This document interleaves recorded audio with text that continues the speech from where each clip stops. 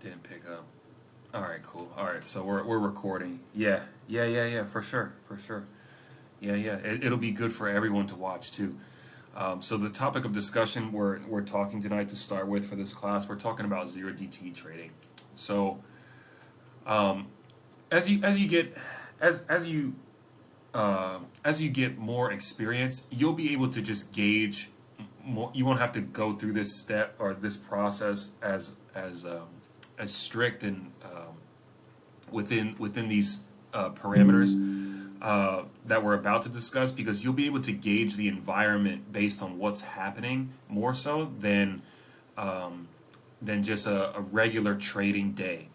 But it's the first thing that I would recommend just to start with is hop over here, get into get an average true range, right?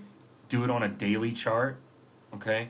So that way you can get a gauge. So what this is telling you, if you look at this number right down here in the corner, it's giving you a gauge in terms of volatility, okay? And it's making that measurement over, right now I have it set to a 2-week time frame. So it's making a measurement in terms of volatility of how much range you can expect that specific ticker to move per day, okay? So that already can give you some gauge in terms of a strike selection, right? So like right now, like as of Friday, our current range is $9.24 dollars a day, all right? So which is quite a lot, and that's been accelerated because of the last 2 days, right, which were a little bit intense because of the CPI data. So again, just going back to what I just said about gauging environment, maybe you want to look at this data here, right, before this event occurred, because this event is very significant and that pulls the average up higher than it should be, right? So automatic, like just going back to what I just said, you want to gauge the environment. So, this may be a better gauge of range. So it looks like it's about $7.5 to $8.5 a day is what you could expect, right? These 2 days were, this was literally the fifth biggest one day range one day range movement in stock market history. So this is not a good gauge because it was such an intense move. Okay, bottom to top. Sorry. So automatically, right? You could say, all right, SPY's moving about say $8. Let's just say on average, because it's about 7.5 to 8.5. So let's just call it 8. It's been moving about $8 over the last couple weeks. All right, cool. Now I have some idea in terms of range of what I can expect for the day, right? So let's jump a little bit tighter.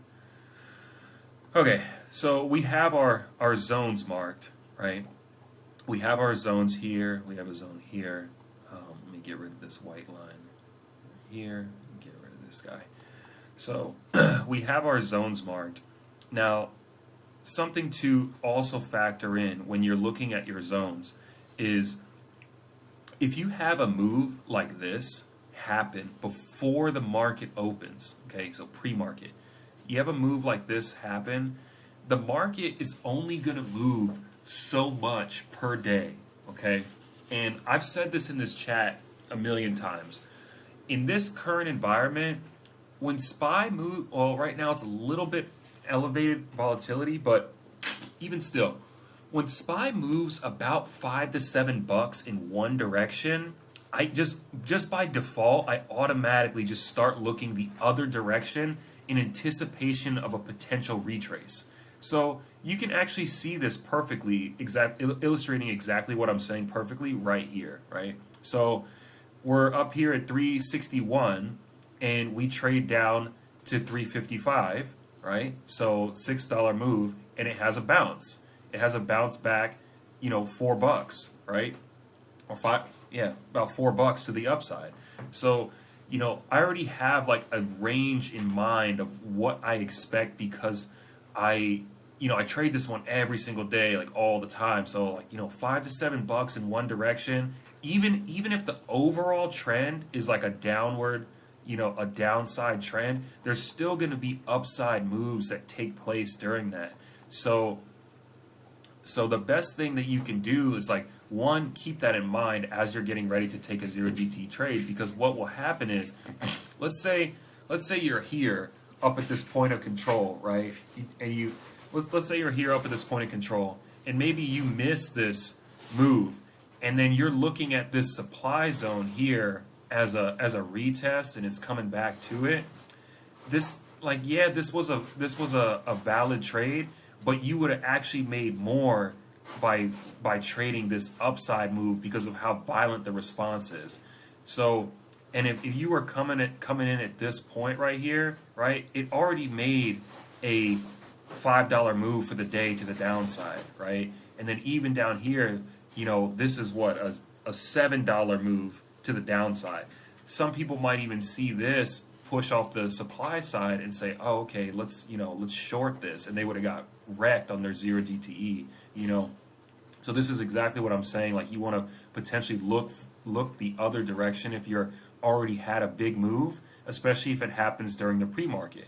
The next thing also you want to factor in is retest, and I'd probably say, like, that is just as important when you're wanting to take a 0 DTE trade. Okay, retests off valid zones, right?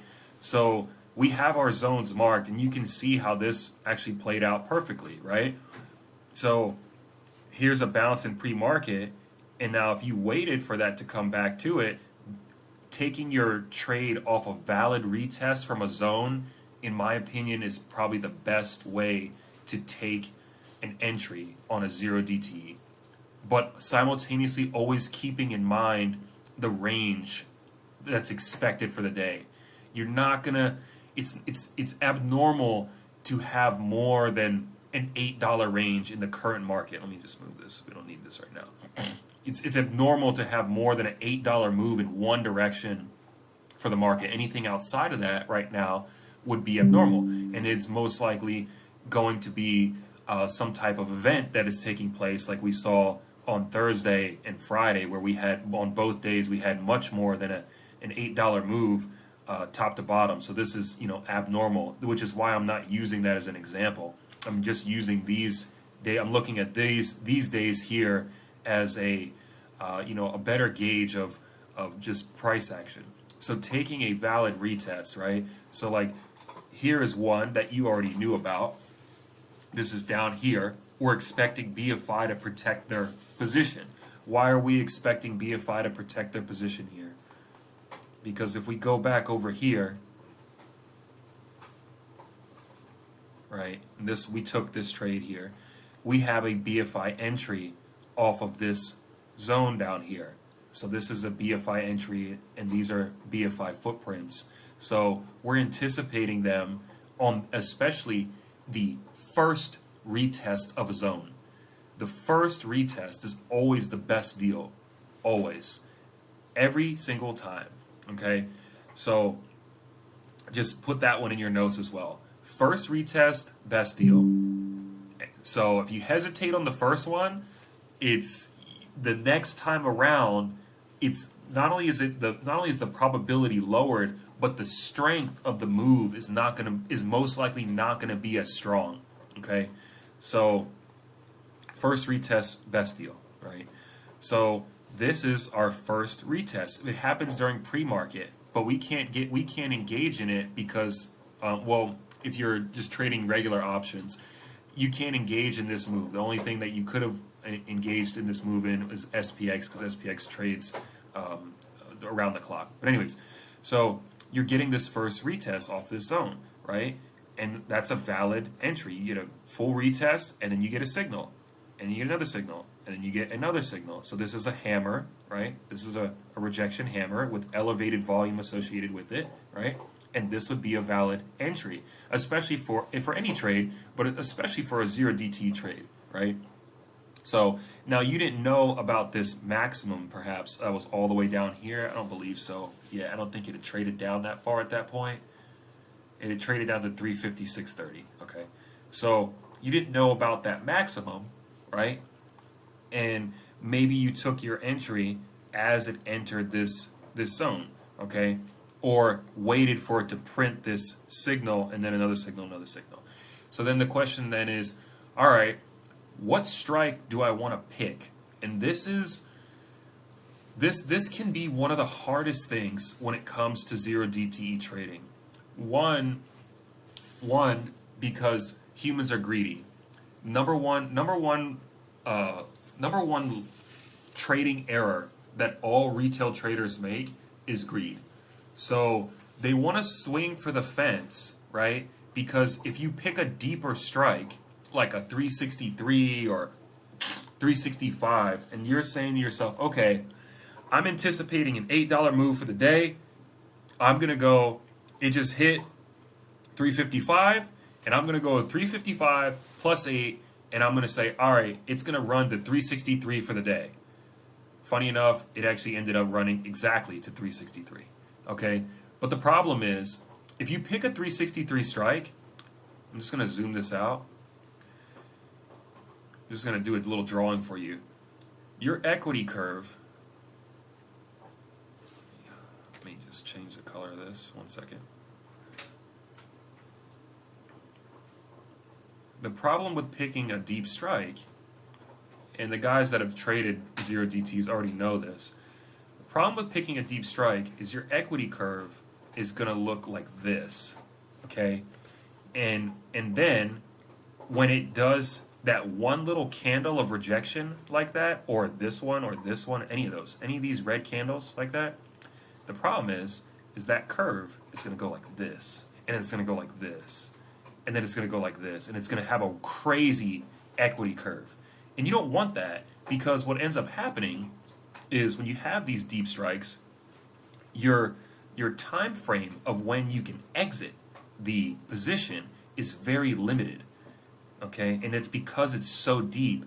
And why is it like that? So it's going to look something like this, and you'll have like a little bit of time, and then it's going to do something like that the moment you get a red candle. And you might only have, you might only have 10. This is a 15-minute chart. You might only have 10 minutes to exit this position before the position gets cut in half by a single red candle moving against it. And then you might say to yourself, well, why the heck would I want to trade zero DTE when it's that tight or that difficult? The problem is it's not necessarily the zero DTE that the problem is. The problem would be in that scenario is the strike selection. So let's figure out where we want to trade in terms of strike selection. Now, I've already done the legwork for you, so I can just tell you, so you don't even have to go and try to figure it out. Anything more than on SPY, just on SPY specifically, anything more than $3 out of the money on SPY, you're not only wasting your time trying to get more percentage gain out of it, you're increasing your risk by double, triple, quadruple, 5x, 6x, 7x by swinging for a deep strike. Because I'm gonna tell you something. If you get in on SPY, let's just say you waited for this signal to print, and the signal prints off this bounce and hits this hammer, and you're like, okay, I'm in at 356. It already moved $1, right? So I'm just gonna go 358 because I'm gonna go $3 outside of the money of the maximum after the signal printed. I'm gonna say that one more time. So it already moved $1, right? So I can't go 356 or 356. What is this? 356.76. I'm not gonna go 356.76 and then add 3 to that. I have to factor in the movement that's already taken place, right? So it already has moved $1 by the time I'm ready to enter. So at this point, I have two choices. I can either wait for a potential retest of that price, right? And I can go to a 358 strike, or I can enter. I can just say, all right, I'm going to enter here on this hammer doji, and I'm just going to go 358, and I'm just going to use that as if I was taking my entry there. Okay, so if it does retest this price point, I can add to my position. So I can take an entry here, and if it does do something like this, let's just say it didn't happen, but let's just say if it does something like this, there's another bounce, right? I can add to my position, and then eventually, when it makes what I call the money move, where it moves, this candle is the money move. When a candle exits a zone, right? At that point, that is the point in which I'm fully sized into whatever size I'm going to take. Because you don't want to be taking entries up here, up here, up here, up here as you're trading zero DTs. You don't want to do that. If you do that, you're just asking for a bad day, because they move so quickly and the percentages are so wild. You're simply you're going to get scammed. Essentially, you're just going to overpay for something that is going to lose a significant amount of value when you get a few candles moving against you. So, a valid retest of a zone best entry. Of course, the first retest being the best entry you could ever take on a zero DTE. Wait for a signal to print, and then in terms of strike selection, me personally, I typically play a little bit closer. Like, all right, I took a zero DT with you guys on Friday. I swung a little bit deeper on Friday because of the environment that we were in. But typically, if you guys have been trading with me, I typically swing pretty close. I'll typically go like $1-2 out of the money, nothing crazy. Because the reason is, let's say you pick a 358 strike, and that'd be the maximum. I'd probably go with like a 357. Max, I'd go 358, right? Max, okay? But if you took a 358 strike, the whole time while this is making this move, even when you get up here to the top of this range, and it makes a couple candles against you, this is what your equity curve is going to look like. Now, obviously, if you sit through this whole thing, any position is going to get destroyed, because look at it, right? But the thing is, you're going to have 15, 30, 45, an hour, hour 15, hour and a half, hour 45, 2 hours to decide, hey, you know what? This thing's trading down now, and it's already hit an $8 move for the day. You know, I should probably get out of this position. And even if you were exiting over here, right, and you took your entry from our zone, this is still going to be like a 250% trade, and you had 2 hours to dilly-dally and figure it out. The cool thing is, during this whole time while it's trading down, right, or while it's making these movements back and forth, the equity curve is going to be totally different. So it's not going to look like these 363 strike where it's like a parabolic move and it goes like this. It's going to have an equity curve that looks more stable, like so. And as it trades down, it's going to look like the graph, essentially. You know, so you have time to figure out, you know, when on that curve, as it's peaking, when I want to get out of that position. Okay, when I want to get out of this position. So, and then until this big move occurs, obviously that will destroy any position. Doesn't matter. Doesn't matter what strike you take. It's going to end up going like that when you have a massive candle move against it. So then you might ask why? Why is the strike selection? Why does the strike selection make such a big difference in terms of the equity curve? It's because the contract is zero DTE. Okay, it's expiring today. So no matter what, at the end of this day right here, that contract is going to expire. Now, whether or not it expires worthless is going to be determined by the strike that you pick. So if you're on a 363, right? If you're on a 363 and we end up closing down here at 357, that contract expires worthless, okay? But if you're on a 355 or 356, yeah, it's not going to expire worthless. It's not going to make the most money, but it's not going to go to zero, right? So that's like, you know, that's an important note. And why that's important? Because you have to understand, like, just think of it in terms of trading, right? So the guys that are trading the 363 strike, right, when they get a little move against them, because it's so close to the edge like that, they get scared. And so that's why this equity curve looks like this. That's why it has this like spike kind of movement, because it makes a tiny move against it, and all the people that are in that strike, they just ditch, they just run away. And the IV gets cut because everyone just runs away from the strike because they're like, dude, it might expire worthless in the next 2 hours. So now, because the risk is higher by picking such a deep strike, that's also why the percentage gain is also higher. But like I said, the gain is almost negligible. Like the 358 strike, right? if you ran the 358 strike from this zone all the way up here, this was probably like a 400% trade, 500% trade. If you ran the 363, it might have been like 600, something like that, 650, you know, something like that. So yeah, you're like, okay, dude, it's a whole, it's a whole, it's a whole, it's a whole 100% or 150% move, and you know, it's like, all right, well that's like 100. But the thing is, the equity curve is dangerous. You're not going to have time to get in and out of it. It's going to be much harder.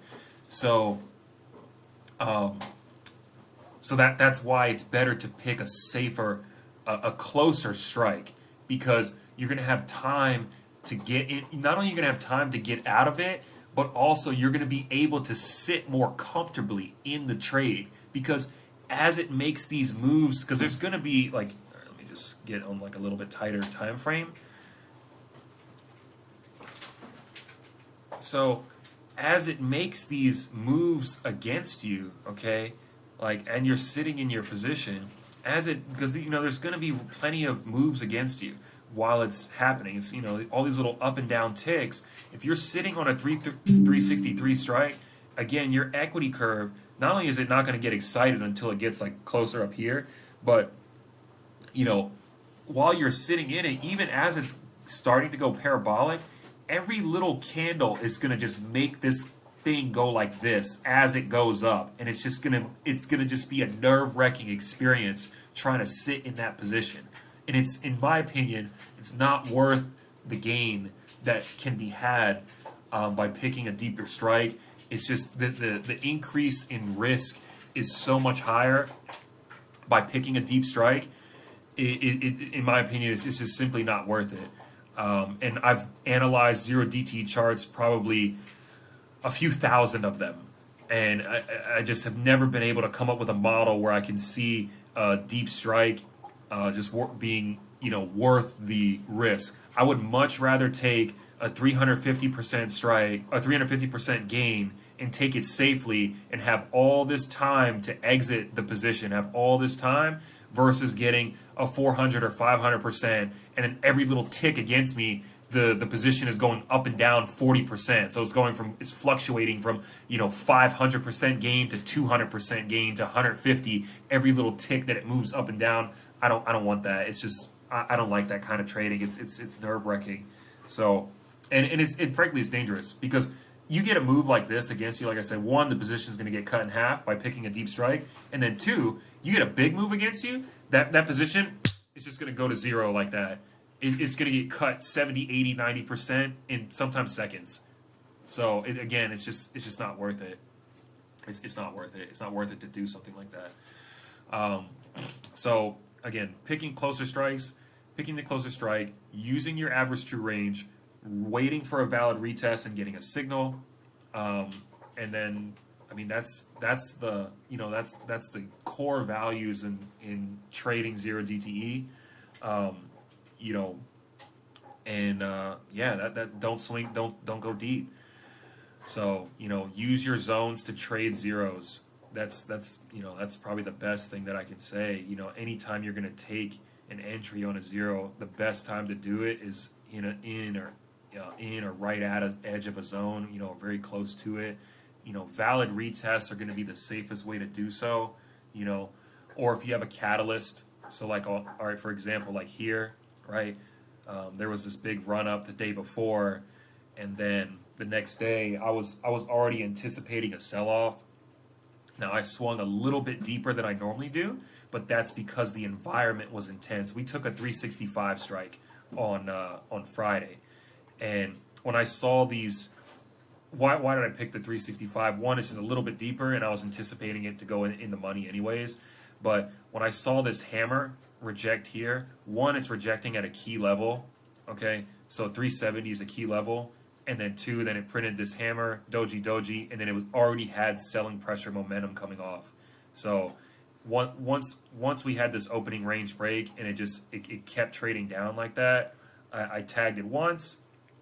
It came up again, tested what I considered the pre-market high, obviously not the maximum, but where the liquidity was, came up and touched it to the penny, printed another bearish engulfing. I tagged it again, and then I just held my trade and let it run.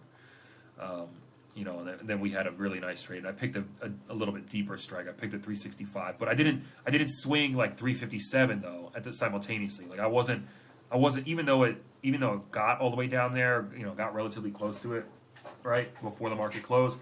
I still didn't pick like a 359, 358 because again, the equity curve. If you were there trading with me on Friday, these 357. I was looking at the contract because one of the guys in here took the 357. I kept telling him to sell it because I'm like, dude, you're gonna get a small move like this against you. It's gonna kill your contract, and sure enough, it did. So like those contracts were trading back and forth. They were going from like $150 to $30, back and forth, over and over again. I'm like, dude, that's not the correct way to trade. It's not the correct way to trade. No matter what size your account is, doesn't matter. And I will say, the bigger your account gets, the more you're going to be, you're going to take less risk for a guaranteed move. Yeah, maybe when you're trading with like $100 and it fluctuates back and forth, 40, $50 back and forth, and the position's down 50%, you can withstand that. Try doing that with $5,000. Try doing that with 10 grand. Try doing it with 20 grand. You're not going to do that. You just will not. You will not do that because when you see $5,000 just evaporate out of your account in 30 seconds, you just will not do that. So, like there's there's actually one guy in here that like I've been working on this with, and talking to him, trying to push him to adopt, better methods for his zero DTE trading. And I'm like, dude, you're gonna get one bad trade where you're using like 10 grand, 15 grand. Like, yeah, you've been lucky, but the probability in that happening, that your trade fails, not if it fails, when it does eventually occur, and you're on like a deep strike and you get a big move like that against you, when you see 5Gs evaporate in 2 minutes, and then not only does it happen once, but you do it again and again and again, and you do it 2-3 times, and you're down 20 Gs in 2 days, you're gonna think twice about your strike selection. Simple as that. You just will not be able to withstand. No account will be able to withstand that kind of damage that quickly. So you're just gonna start. You're gonna say, all right, you know what? I need to get a little bit closer. I need to be picking a strike at 368 when I'm at 370. I don't need to be picking a 360 when I'm at 370, expecting a $10 move, because one, right, it's already outside our range, our anticipated range of the day. Because we already know our range, our average range is $8. So anything even remotely close to that is already too deep, in my opinion. Because you're not going to get an $8 move every single day. Like even like this, like this is just a flat day. If you traded zero DT anything on this day, you probably got destroyed, because it's just flat. It didn't go anywhere. There was no trend. It's just back and forth, back and forth. I mean, maybe you could have scalped these little baby pips like this. You could have just traded inside this little box here like that, right? Back and forth, up and down. But again, that's not the way to trade. In my opinion, it's not the way to trade zero DT, because if you're gonna trade zero DT, one, your wins have to be like 200, 300, 400, 500% wins to even make it worth it, because you're gonna have some trades that are gonna draw you down 30%, 40%, 50%. It's gonna happen. So, and as you guys know, like whenever I'm trading zero DTE, I only use 30% position size. Like that's typically all I use, unless there's like something interesting happening, because I'm anticipating, hey, this trade could fail. Simple as that. This trade could fail. Unless there's like a big catalyst, like something like this happening, I typically use a much smaller size. I don't use a full size position like I normally do when I'm on like a, like over here, we were on a multi-day move from the top, like this. We enjoyed this multi-day move. We entered like somewhere right here in this range, like 376. Same thing here. When I'm involved in a multi-day move, 1-2 days, then I'll use some size. But for zeros, nah. Yeah, I've already played this game, so I'm just gonna save you some pain. Just let my experience just use my my experience to not do it.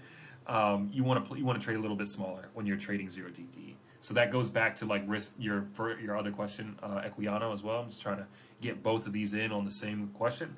In terms of risk management, right?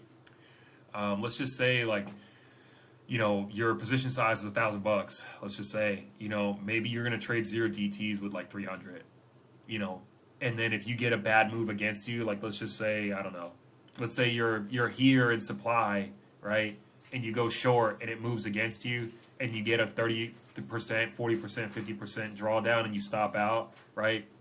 You stop out because it made a move against you. Okay, cool. You're down $150 out of a $1,000 position size and you only use $300 to trade. Okay, that's fine. You can withstand a $150 drawdown. What you cannot withstand is taking a full size position at $1,000 and then it draws you down $500. You do that 3, 4, 5 times on a $20,000 account. You keep doing that 500, 500, 500, 500.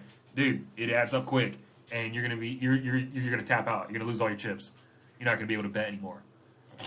So this goes back. So just talking about risk management, right? You had asked that Equiano about sizing when you're doing this, and that's another key element here.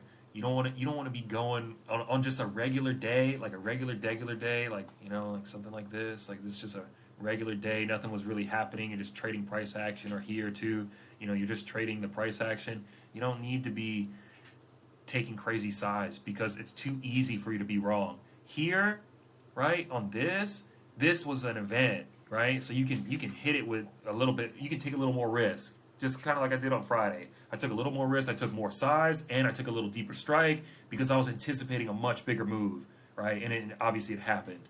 So, and we did well on this collectively. But other than that, like when you're just trading just a regular day, 30%, I'd say that's probably about max on the zero DTE.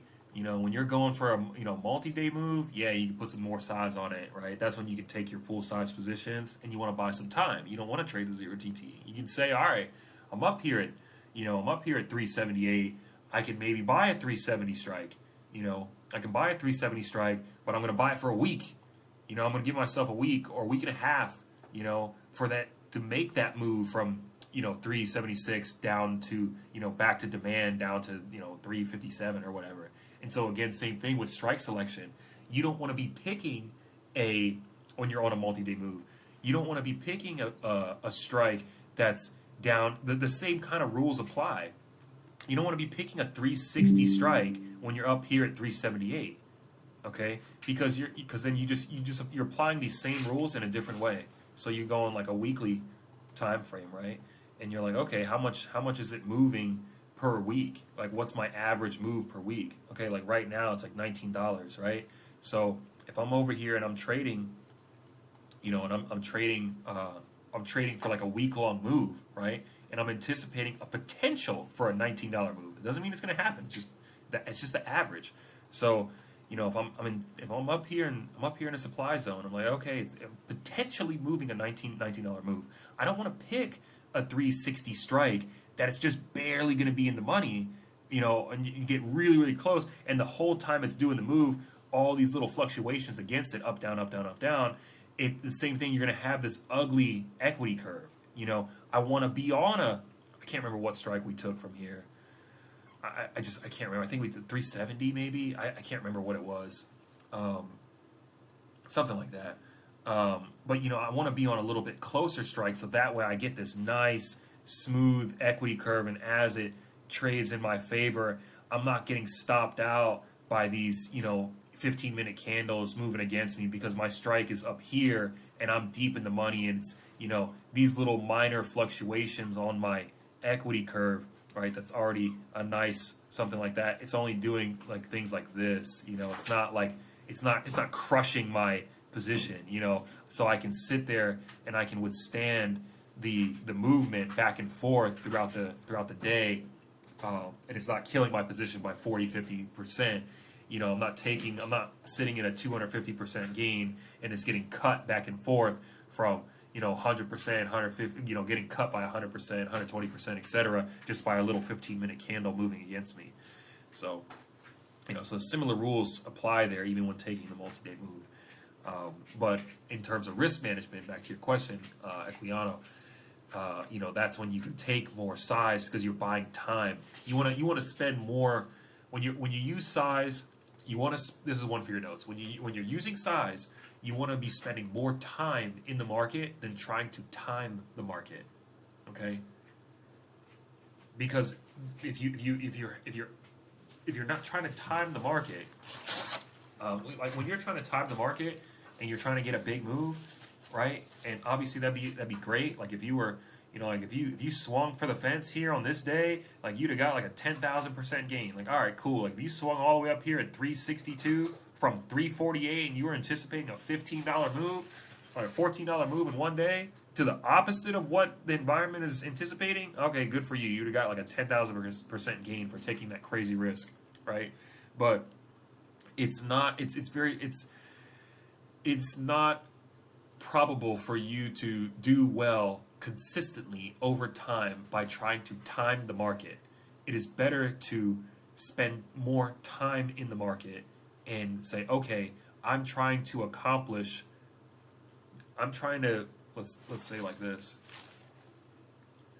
Let's say we're over here. Let me get back on this.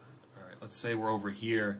We held this for 2 days, right? And we could have went short from here. We ended up selling, and then we bought in again and ran it twice. Well, let's just say we didn't do that long move. Let's say we didn't do that long move, and we entered short here, which was probably the ideal, almost perfect time to enter, because we didn't have to even experience any theta. But let's just say we did this $20 move like this, right?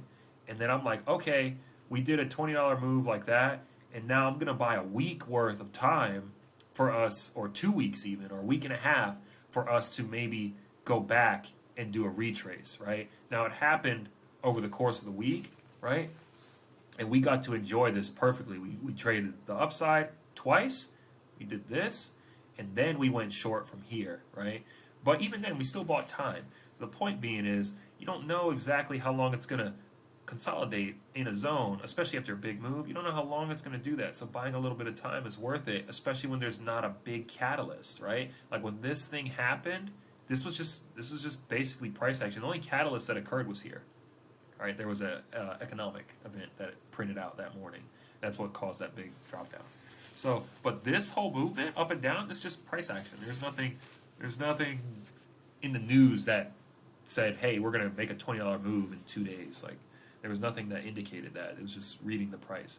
So if you buy a little bit more time to let that play out, you don't have to time the market, or it's a lot more comfortable for you to sit in the position. Maybe you have to sit in it for 1, 2, 3 days before you get your move, right? So but if you only buy like 2 days of time, and then it does this, and you're expiring here, and you're buying like a 370 strike or something like that, right? And then you're out because you didn't get enough time. So it's the same thing like the zero DTE, similar kind of principle in terms of strike selection, and time or movement over time using your range. So I'm gonna pause right there. I think I just did like 40 minutes of talking nonstop. I'm gonna let you guys, if you guys got any questions for me, fire away. I think I covered a pretty good portion there of risk management, range, strike selection, equity curves, expectations based on the environment. Those were the keys there, and also covered the same principles that apply to multi-day moves, etc. Similar ideas here. So this will be a good recording for you guys to revisit. Yeah, I'm just gonna pause. That was literally 40 minutes, just like machine gun.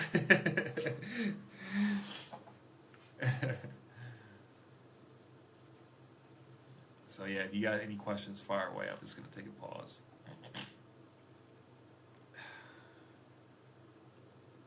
Clean this chart up while you guys. All right. Yeah, if anything didn't make sense, anything like that, just fire away.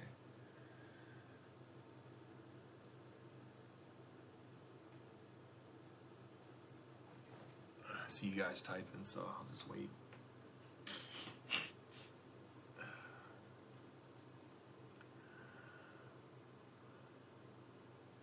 Appreciate you.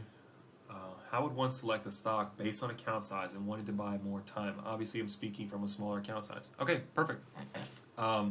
So here's the cool thing, Equiano.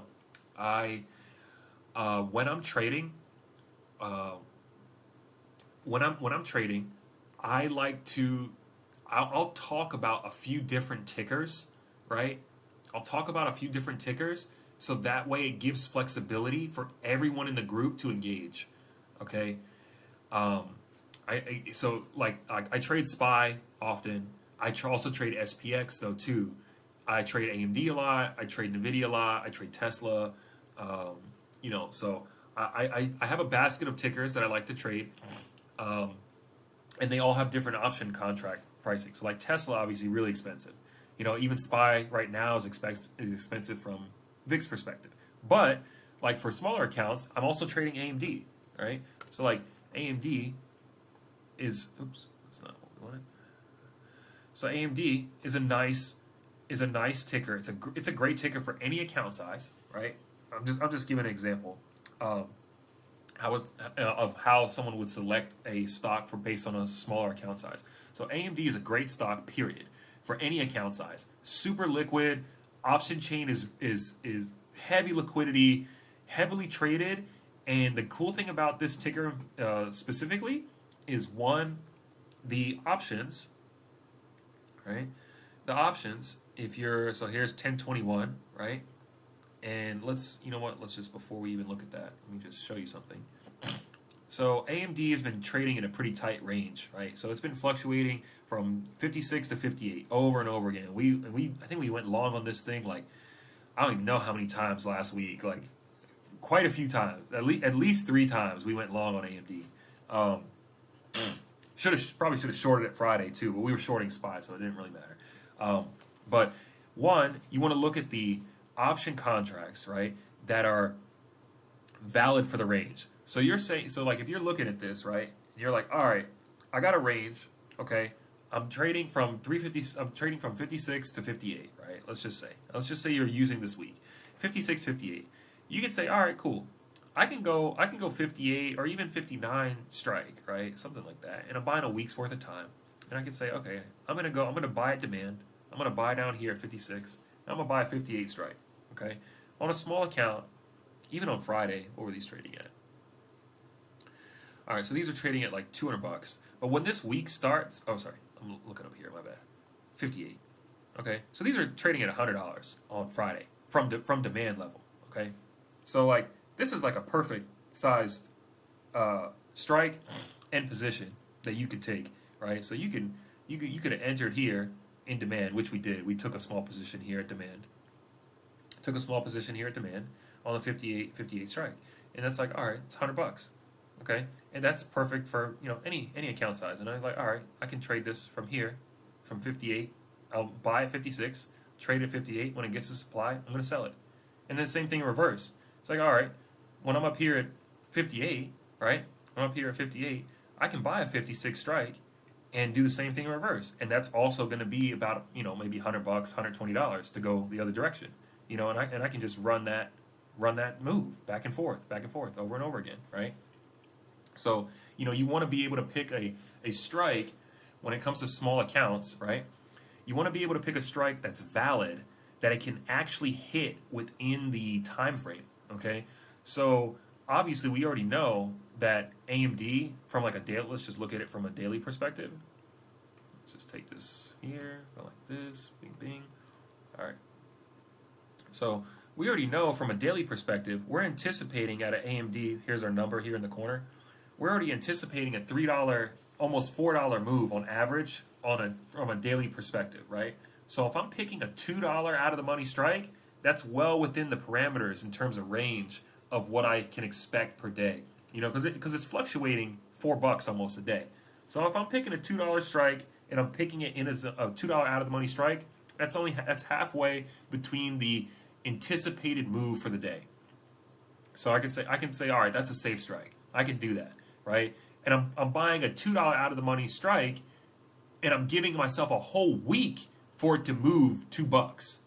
So I'm using a daily range to select my strike, let's say, right? I could buy maybe on Monday, we're down here at demand, right? We close at demand, or just shy of it, right? Close at demand.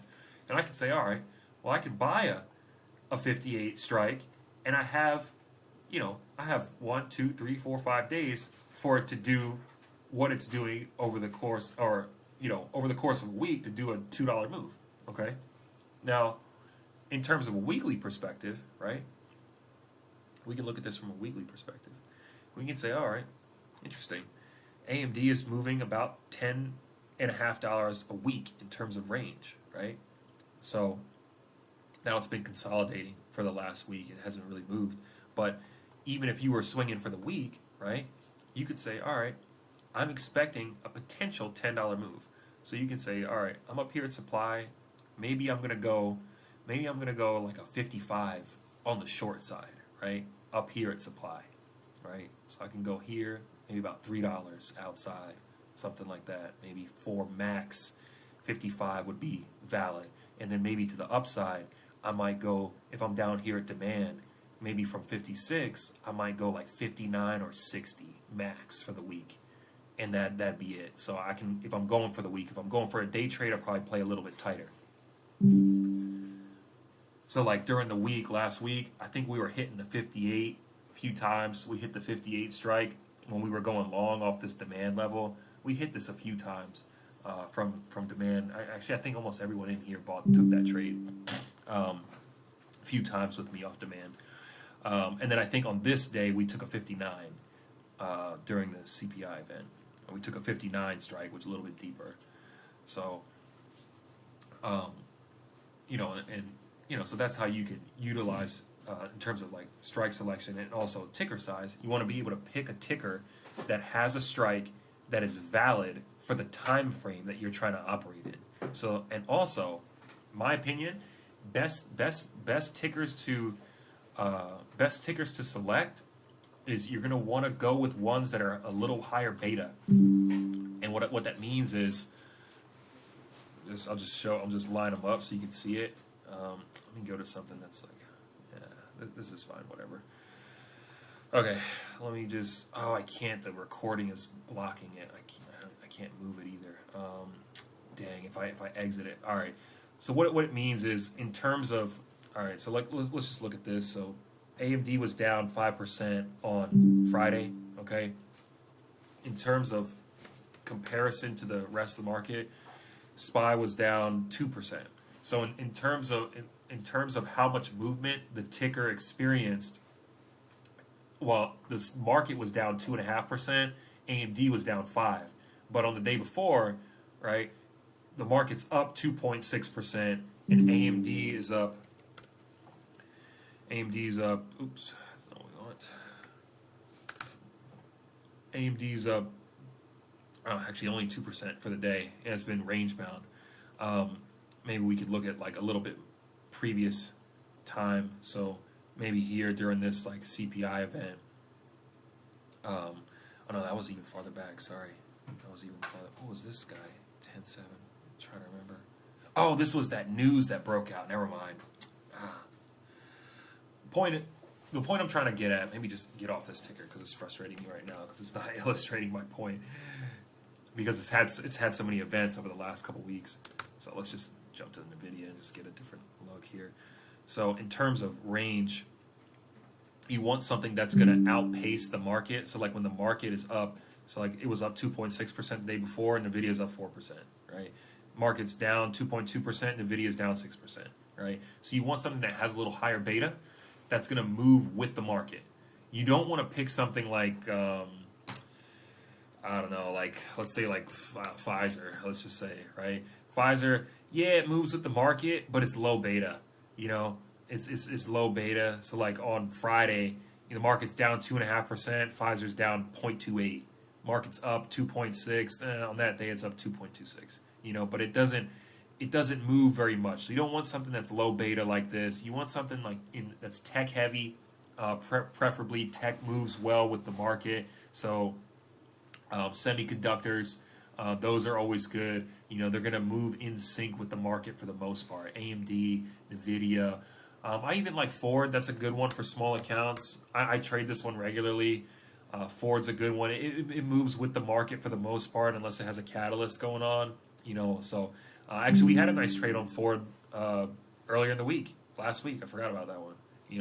We took this trade. We took this trade off demand. I can't remember if we took it once or twice. Took this trade off demand on Ford. Then we took it here. We took it here. I believe it was. Was it this one? It doesn't matter. Point is, it moves with the market. It moves with SPY. So nice low. It's like a medium beta.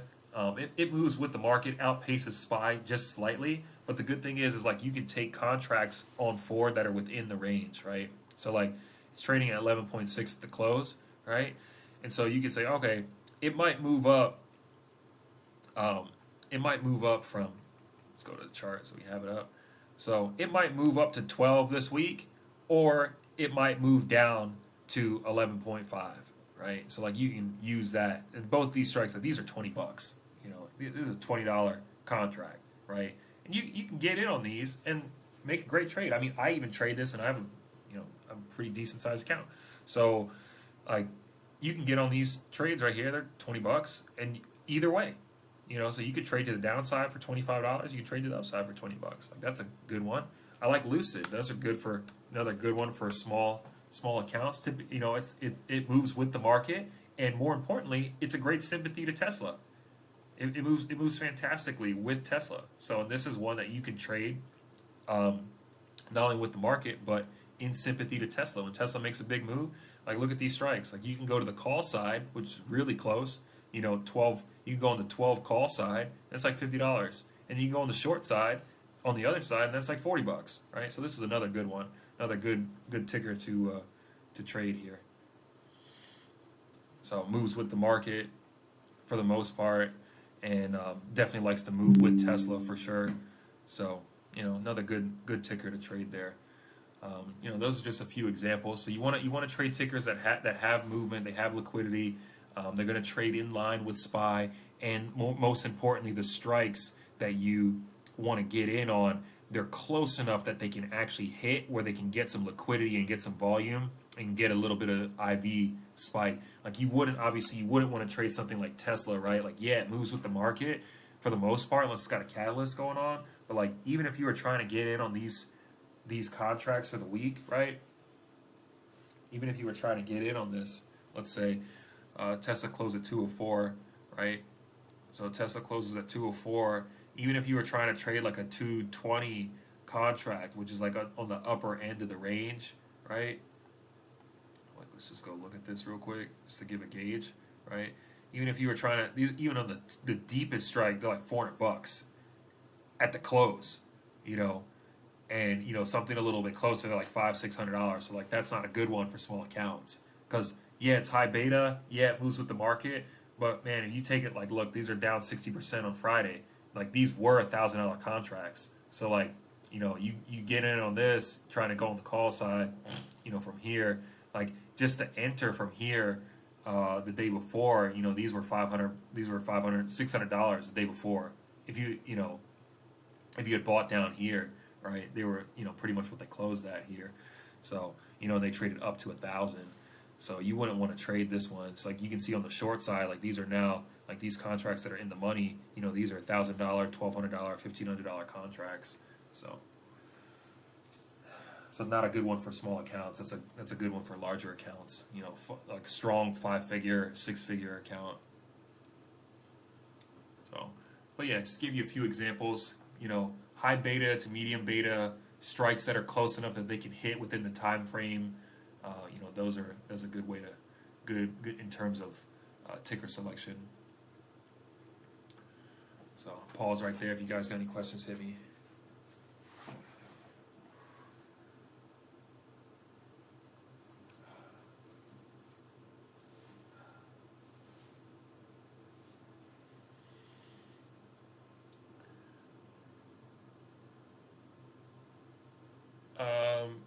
Yeah. Yeah, I mean, there's not really a whole lot to be said about it, but yeah, we can talk about it. So position cost distribution. Excuse me. I have a little bit of an allergy attack today. So position cost distribution, it's something I look at regularly, just to get an idea of like where people are positioned. I use it as like somewhat of a gauge in terms of like liquidity. You know, like okay, say like Tesla for example, the majority of people that are holding this position, they're holding this position from 220 and what is this? It's like 190 maybe, like about 190 and up, right? But the majority of people that are holding the position they're holding the position in this range that we have locked. So, whenever I look at position costs, I look at it in two ways. There's two ways that I look at this. One, there's going to be liquidity pockets, obviously, in terms of position cost distribution. From a psychological perspective, when there's a lot of people in the red, they want to, they get itchy on the trigger to exit, right? So that's just one idea, right? So like in this current environment, right, they may get itchy to want to exit this position because a lot of people are in the red, right? Unless something positive occurs here shortly, we have earnings coming up, right? But simultaneously, if you're up here, right, and everyone's sitting in the green, just like from a psychological perspective, it's just something I always think about. Whenever you have a breakout or a push to the upside, when you get a lot of people in the green, they're more inclined to hold the position. But also simultaneously, like when I'm looking at like position cost distribution, like let's just say like let's go to like one that I know. It's right out the gate. It's like Peloton, right? There's not a lot of liquidity in this stock. Like all the people that were in up here, all the guys that were in on this particular ticker, they're all exited already. So there's no liquidity up here, right? Like the highest point is like what? It's like 850. So like these guys that are sitting in this trade, like, they're fine. So they're not going to sweat a $1 move as much against them versus someone that's like up here at like 40, 50, 100, something like that. These are factors I always look at, right? So like, here you can see, look at the position, just take a look at what happens in terms of position cost distribution, right?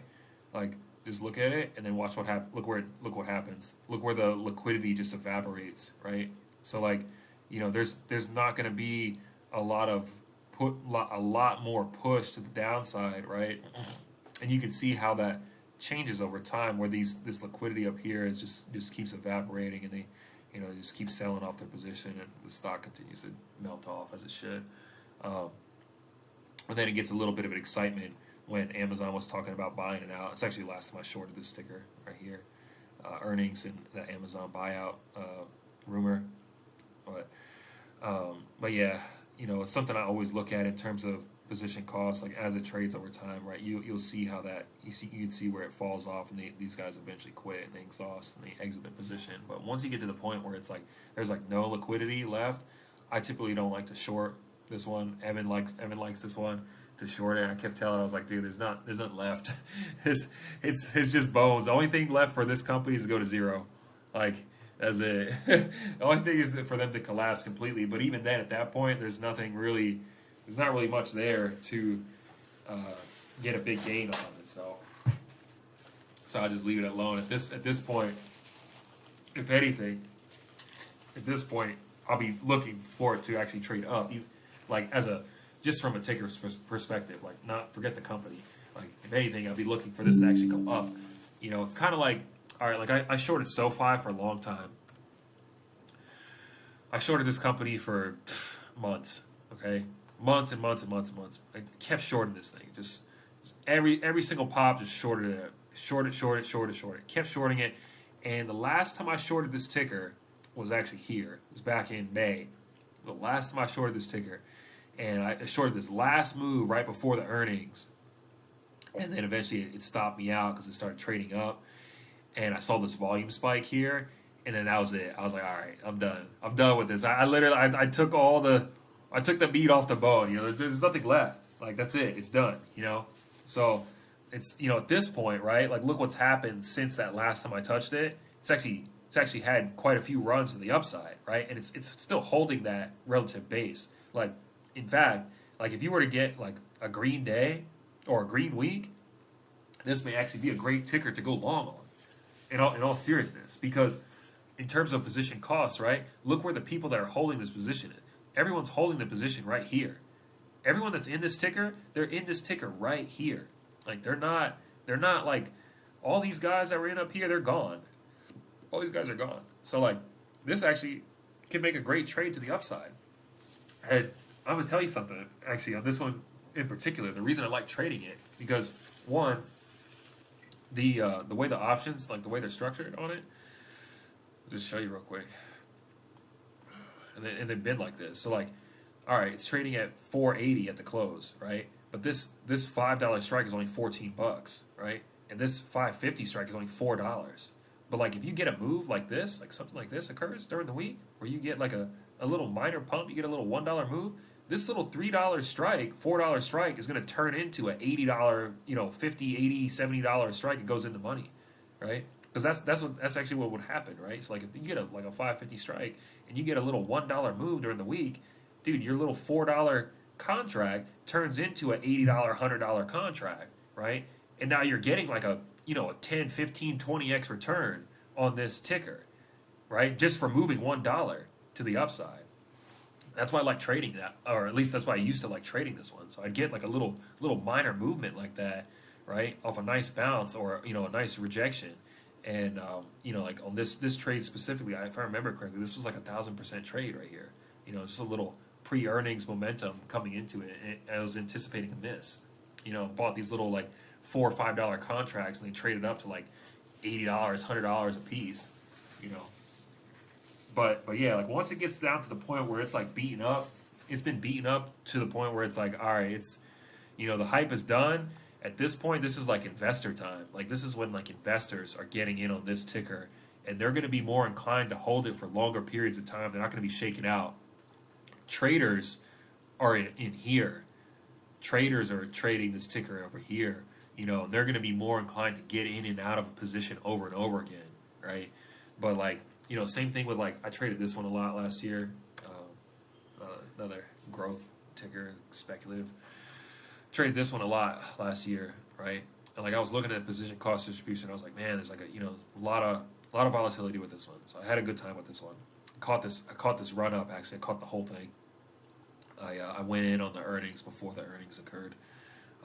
Caught this run up and then traded to the downside. But again, same thing. Like here we are. I kept shorting after we had this big run up. Short it, right? As we've been bleeding off, it's been bleeding off violently. But now it gets down to the point where like, look, like position cost distribution, like all the guys that are in this ticker, they're all in it from 56 and under. So like all these guys are in this ticker from here and under. So they're building their position up. And notice how it's been relatively stable. There's not really as much left to take off of it because now this is like investor time, in my opinion. Like investors are getting in on this ticker. So, and it's obvious to me because of the distribution, like where people are getting in on this trade, if you will, right? That's where are they at? Like where they sitting? You know what I'm saying? So, anyways.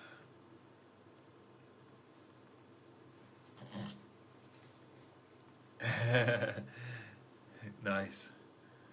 Um,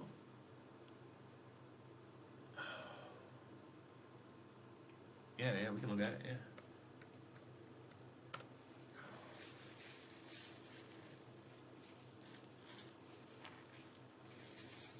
All right. What about it? It's getting close to demand. So it's almost that quarterly demand here.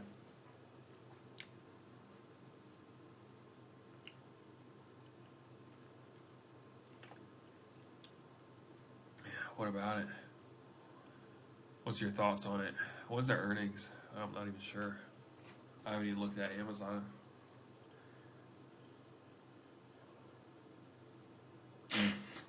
Excuse me. Oh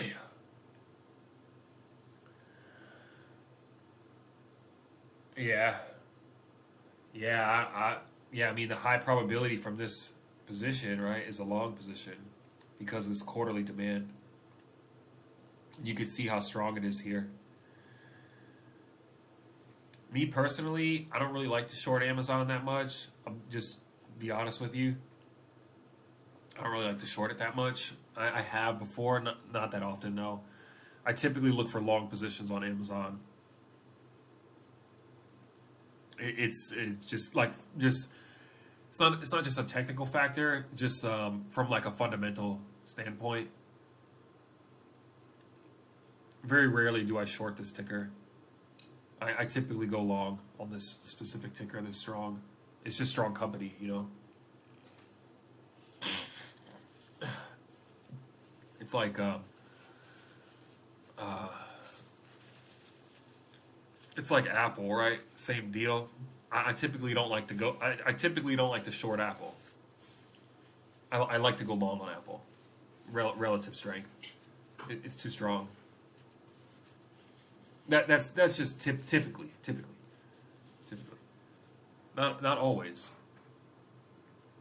Most of the time. Typically like to go long. Better to go long. I think it's a higher probability trade to go long on Amazon. Just like Tesla too. I like to go long on Tesla. Even though it's down like $100 over the last like couple weeks, doesn't matter. I tend to lean long on Tesla. Just because it's almost like a meme stock, like you know how it is. It rips when it rips, it just freaking flies. You know. I will say though, when it's down, it's down. It goes up and down. You know, as just as fast both directions. But the thing is that on the IV side of Tesla, the call side IV tends to get juiced a lot harder. So that's why I like to go long on it more so.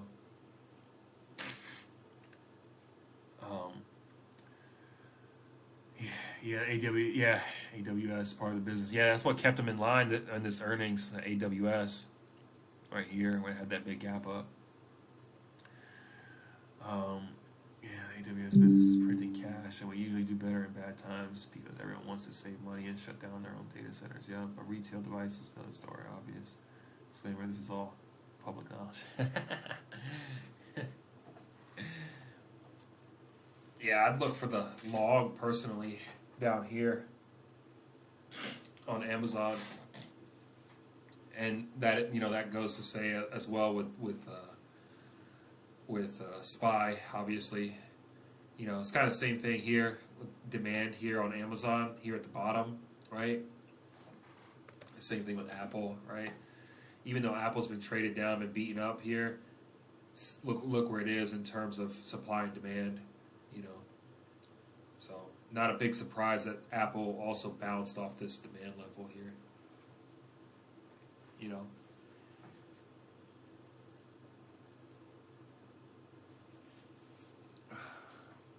Just relative strength is way stronger than a lot of other tickers. Well, all the tickers actually on Apple, all the tickers. It's literally the strongest, the strongest ticker in the whole market. That's why I don't like to short it. That's why I don't like to short it. I like to go long.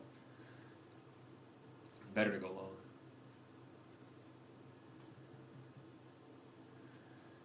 In my opinion. Yeah, I've shorted Apple a couple times. It doesn't come out well for the most part. Doesn't come out well for the most part. Better to go long with everyone else. No, I'm not gonna fight the crowd. For the most part.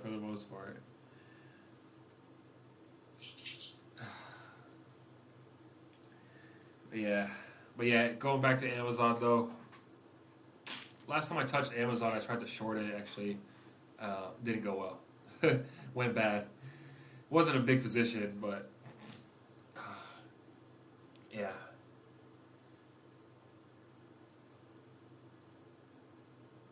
Nice. Is that final score, Corey? I'm not looking at it.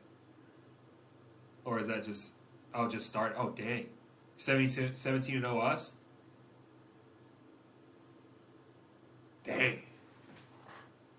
Nice. Hey man, I said a big goose egg. Let's go.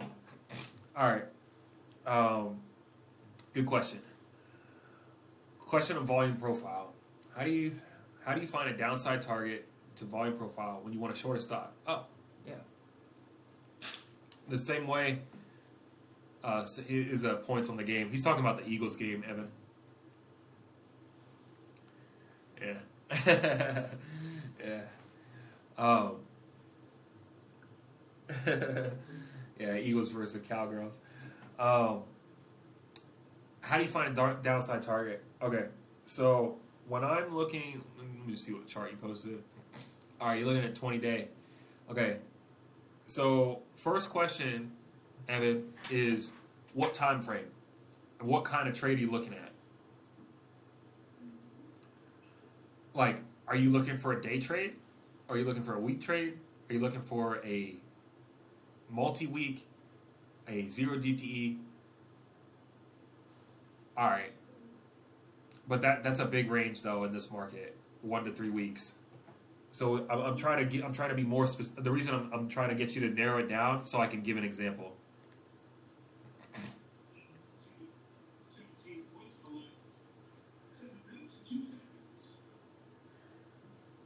All right, 2 weeks. Okay. Let me pull this up. So like let's say we want to go 2 weeks, right? I'll just go SPY. Or you use Tesla, so we can do Tesla. We can do Tesla. Whatever. Doesn't matter.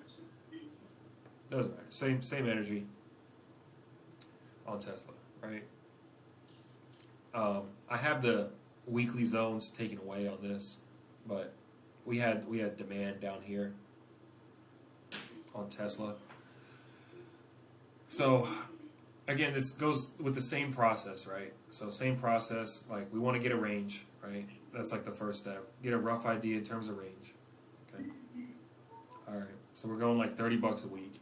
Okay. So we could anticipate a $60 move at the maximum over a 2 week period, right? Because that'd be valid with our weekly range, right? So that's the first step.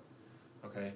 Next step, obviously you got your zones drawn out. So you could say, okay, I got a 2 week swing. I want to swing for 2 weeks, or 2 week range, right? Where can I see this going in 2 weeks? So we can look at like a little bit of historical data, and we can say, all right, well this thing traded up from 205, right? And it kind of had a little supply level here at like this 250 level, right? Before it broke out from the earnings, okay? So I can say, all right, from 205, I might want to go like 215, 220 strike, let's just say, right? Give myself 2 weeks for it to play out. Giving myself 2 weeks for a 1 week move, let's say, something like that. I want it to go in the money. Say I'm trying to get like a $30 move, okay? So like that's like from a strike selection perspective. Next step, you asked about volume profile.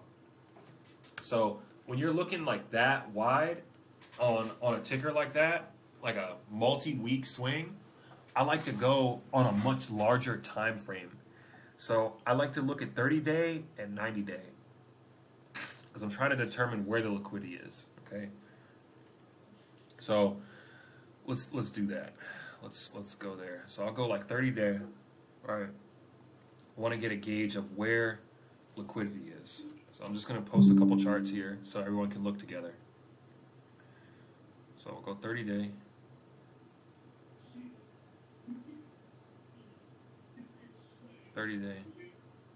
And then I'll go 90-day.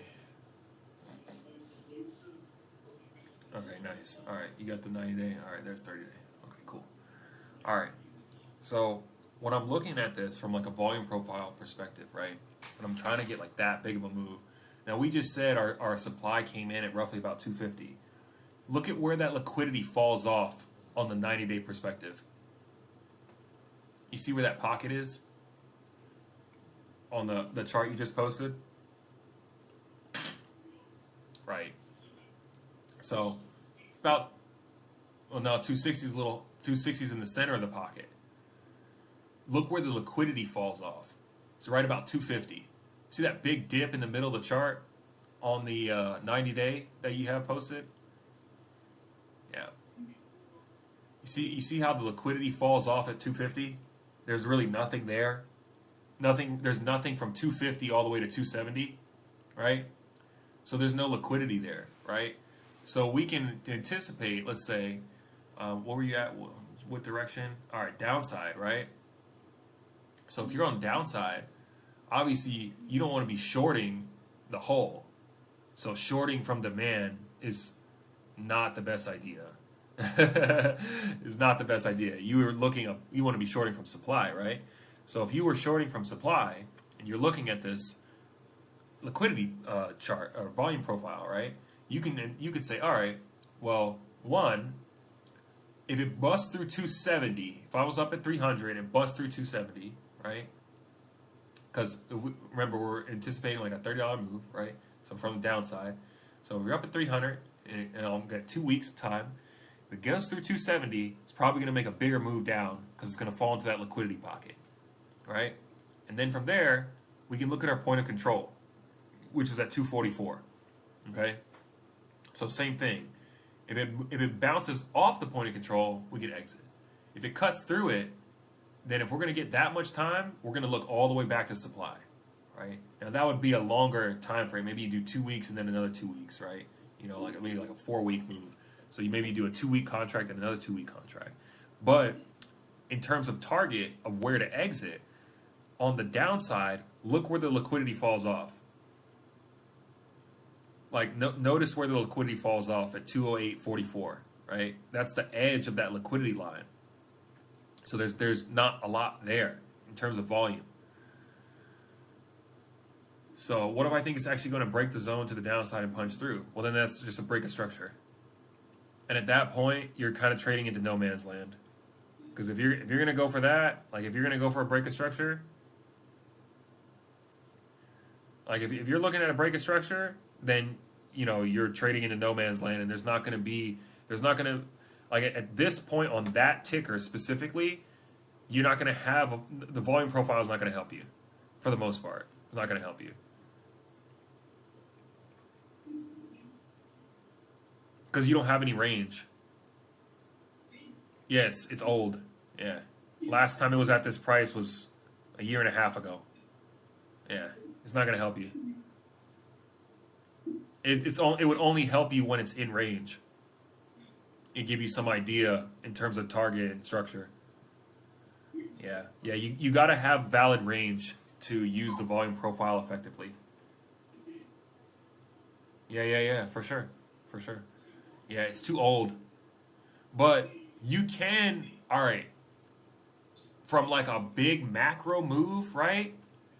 So let's just say there was a break of structure, right? You can use it this way.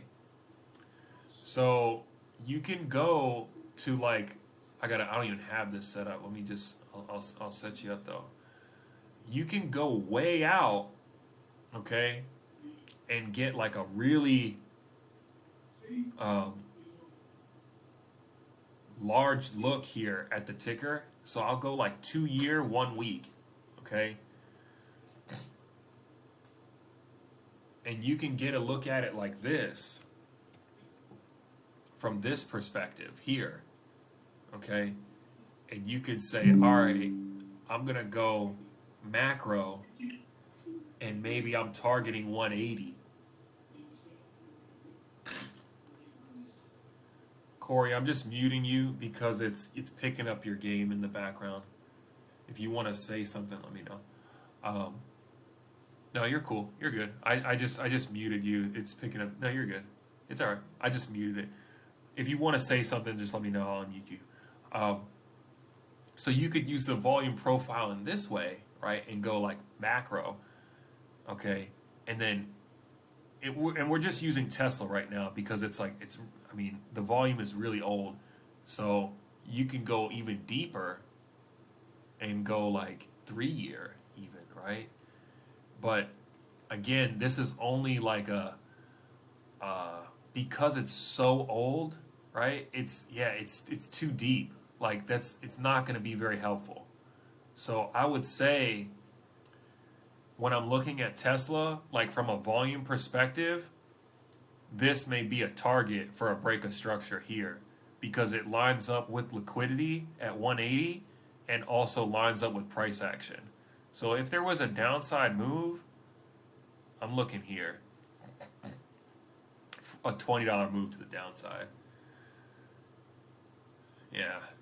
Yeah, and obviously if it cut through that, right? Then we could start looking towards like 150 exactly. Yeah.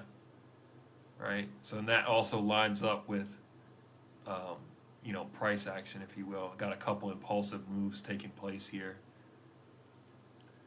Somewhere in that range. But this is going to be a very speculative trade here because you don't have any range. Eric, I have a question about that. Yeah, hit me. Uh, when you're looking at that volume chart, how do you know where the liquidity falls off? You're saying it falls off 180, but like how are you based on what you're seeing? How am I what? What was it? You're breaking up a little bit. I'll send it in text. Okay. Okay. I just couldn't hear you that well. It was a little choppy, but okay. Yeah, type it out.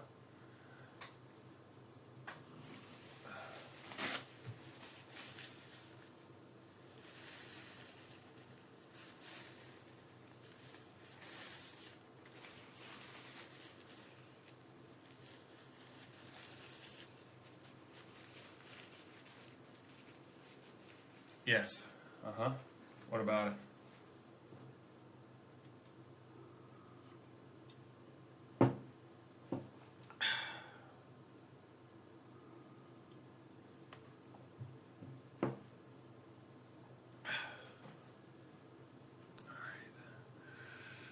You said it falls off at 180. Yep. Yeah, that's right. That's correct. Uh-huh.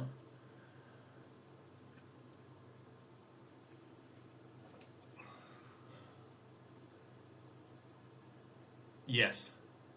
Yes, I am. Yeah. Notice how here, let me give you another look here. Give you a 3-year. Here. I'm going to show you. You see it's loading right now. See that chart on the side there? The blue volume on the side? All right, line that blue. You know what? Here, I'll do it for you. Here, I'll just put a line on there. I need to put a line. You see where that volume at 180? I'm gonna put a line on the chart and then screenshot it.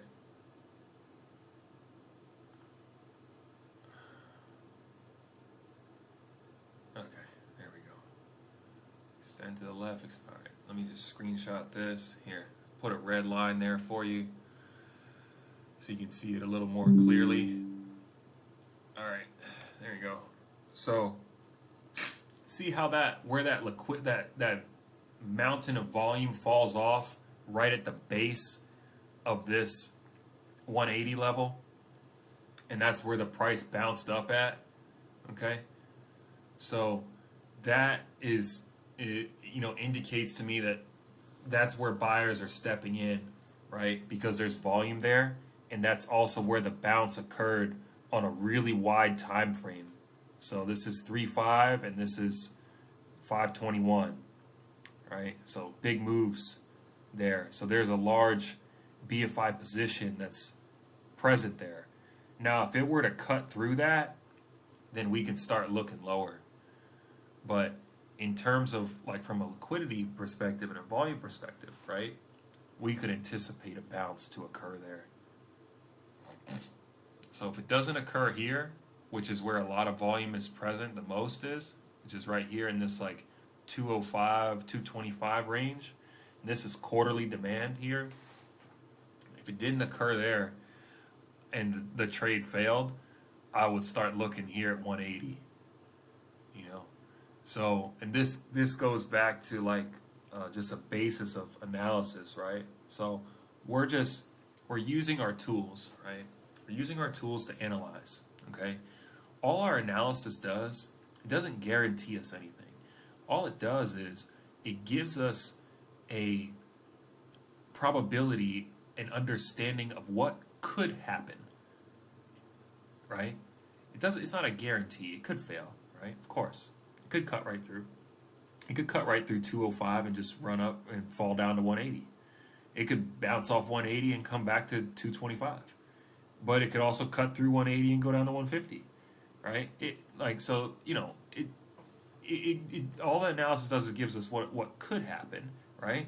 Then we use our other tools to get a gauge of like, okay, well, it's you know it's forming a bullish engulfing candle. The price action's been flattened. It had a strong bounce. So, whatever, however you want to, whatever your analysis, way of an analyst, way you analyze a ticker. Oh, it's got an EMA cross. It's up above the 200 SMA. And, this, that, and the other.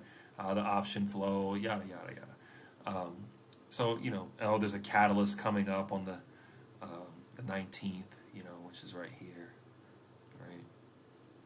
You got earnings coming up here, so this is going to be a big move, up or down, right? So it just gives us an understanding of what could happen, right? Especially from the volume perspective, and also gives us, the volume profile gives us an understanding, especially where BFI are exchanging their shares the most. Okay, so that's the I guess that's the key takeaway. That's where they're trading the most. You want to trade where the BFI are trading. Okay, that's the like. Let me show you SPY real quick. Let me just pull that back up. Let me just explain something here. You want to trade where they're trading. That's why that chart's important. So I'm just gonna pull up SPY here. Go 15-day, 1 hour. Okay. Just look at. We took a few trades. I don't know. We took like maybe 6 or 7 trades on SPY during this time frame, something like that. Look at where the volume is, okay, on SPY. We were buying and selling at these specific price points, and a part of that was based on my understanding of liquidity, right? And like we traded from the bottom and went up, right? We did that move to the upside. And then I saw that volume spiking there at the top between like 378 and 376. If you look at the chart I just posted, and I said, well, it just traded down once, right? Let me pull SPY's chart up on here so I can talk and draw. You guys can look at the volume profile. So like, it's like, all right, well, we had this bounce up and it cut through that pocket that you guys see from 368. Right, where the liquidity drops off big time, and there's that liquidity pocket, and then we start getting some action up here in this range, most of which is being exchanged between 376 and 378, right? So I see this, and I see this, right? 376, 378. And so I said to myself, okay, as I'm looking at this while we were trading, we exited once here, we took another bite at the apple and got that move to the upside, right? And we trimmed some there, and then we exited the rest of our longs. But then I said, all right, well, if it falls out of this 376 level again, I think I'm going to go short because it looks like that's enough time and enough volume for BFI to distribute their position. And there's a nice pocket sitting underneath that. And I knew we had a catalyst coming up the next day, too. So we went short up here, 376, because it fell outside. It started to fall away from where the majority of the volume is being exchanged from a liquidity perspective, right? And you guys can see that on the volume profile chart. You can see that spike in volume between 376 and 378, right? And then from there, we took our short. It's like, all right, well, I think I might exercise that liquidity pocket. And if it falls into 369, right? If it goes under 369 and stays there, then I'm going to look at 364 as a point of control, right? Because you guys can see that 360, 352 level, right? And I said, well, if it trades down underneath the 364, then I'll just look all the way to demand. And then we got to bounce off demand, right? So that's how I was using the volume profile. And you can see where the volume falls off at 357, right? So, and then we, took a long from 357 because I'm anticipating the BFI to protect their position from here. So I was using that volume profile in conjunction with my understanding of price action to make decisions, and that's a lot of how we caught this long trade, and then again, and then the short side, and then the long. That's how we did that. Did that make sense? Do you understand how I was using that tool to make decisions and I was using the tool to look at what's happening behind the scenes, and then then my decision making was micro perspective was based on the candles on the chart, and then macro perspective when we were taking multi-day moves was based a lot of where that liquidity was, right? So in terms of exit, right, it's like I exited here. We literally sold the close on this day after that 6% move. Then we bought it again. Literally bought this down here and ran this whole move up again. So we ran it twice. And then we took that short leg. Because I saw this, right? I saw this happen, okay?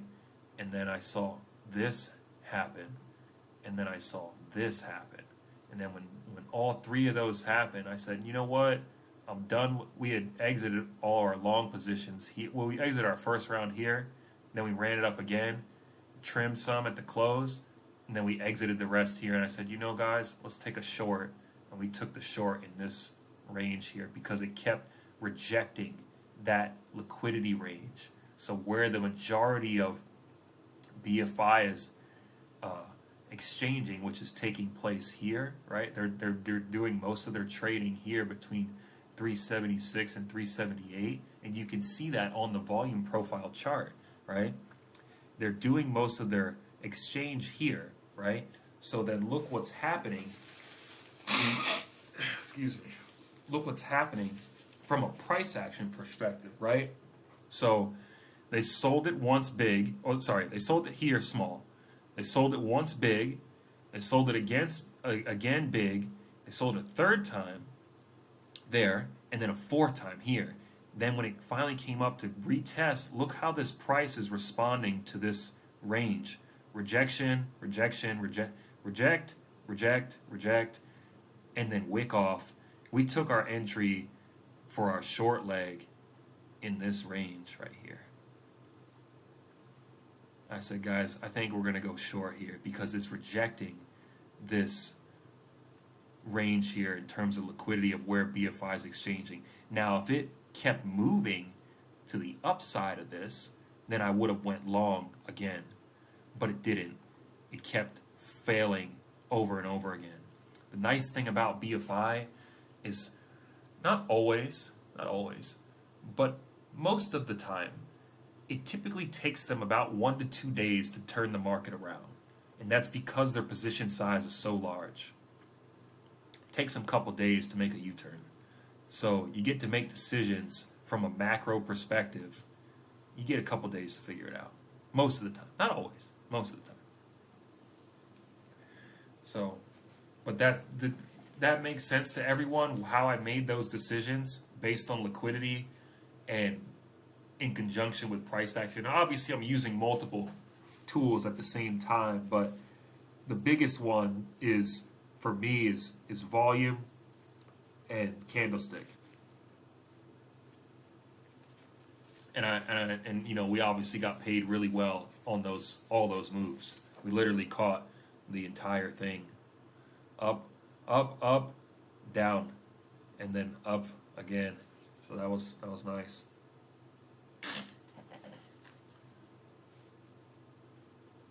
Oh yeah, volume profile is important. Yeah, definitely. Yeah, use it all the time. Yeah. Okay, good. Yeah, I think that probably cleared up a lot of things for you guys, or at least a chunk of it. And you can see how I made those decisions, right? So you can see how I was reading that in, but I'm obviously I'm doing this all in real time.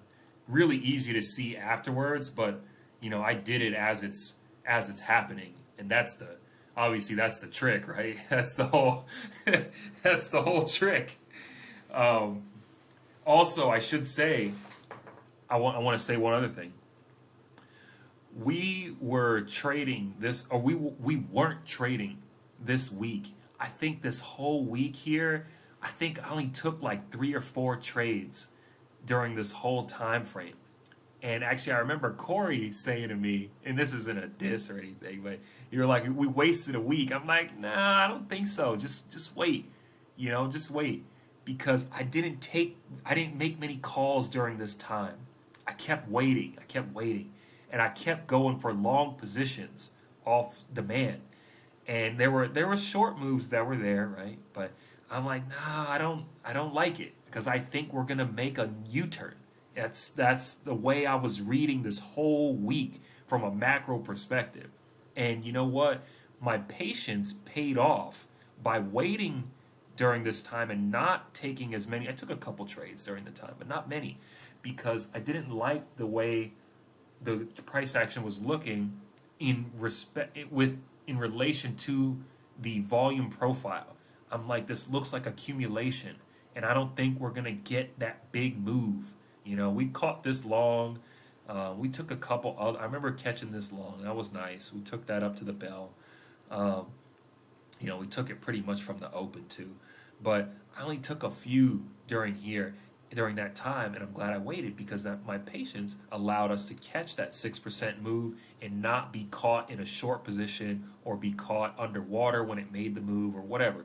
We were completely trade free and just took a nice entry and just ran it up for 2 days and just caught like a freaking $18 move bottom to top.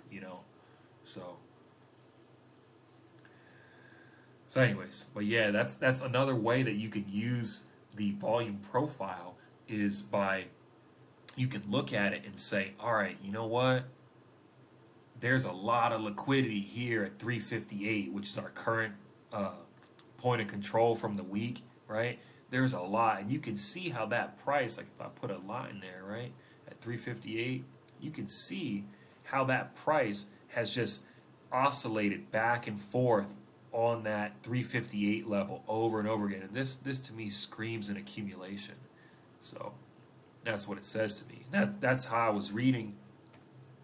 That's also what kept me out of trades during this time period here because I was like, I don't think we're going to have a trending market. I think we kept on moving back and forth across that point of control. And I was like, I don't really like it. I took a couple small ones. That was it. I'm like, there's going to be a big move to the upside. And sure enough, there it is. And everyone on FinTwit and all that, they were all caught off guard with this move. All of them, except us. We caught that whole move because we weren't looking for the short side move. And I was basing that decision to purposely not trade during this time because I'm like, I think that BFI is accumulating a large position and they're going to make a big move. And sure enough, there it is. It was a nice almost 6% move in 2 days. So, we weren't caught underwater whatsoever. We caught that whole long.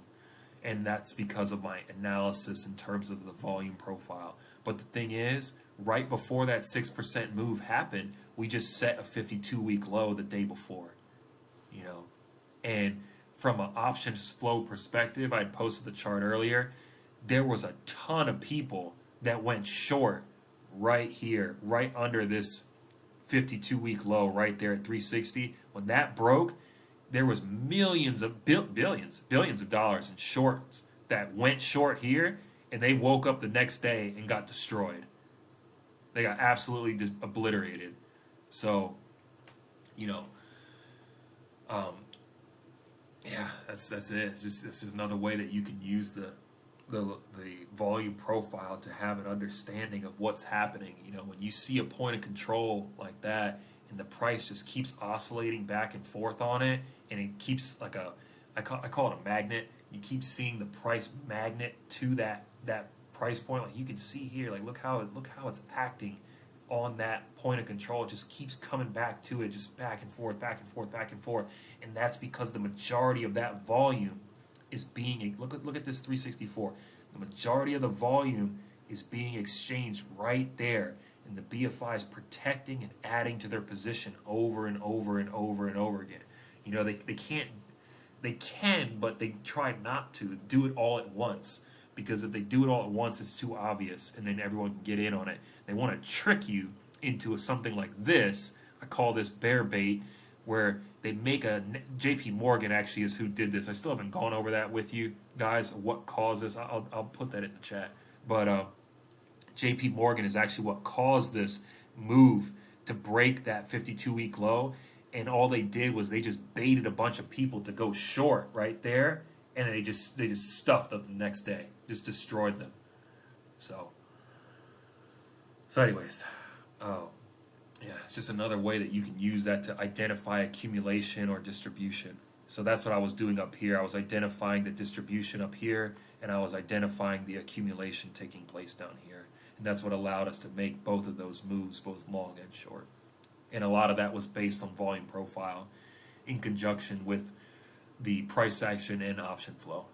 So those were basically the three main things that I use. Volume, the option flow, and the actual price action of the candles. So if we're moving more into a bullish move, what's your thoughts on FDX? I mean, dude, I know there was a crazy short that could have been taken on FedEx after they delivered that news.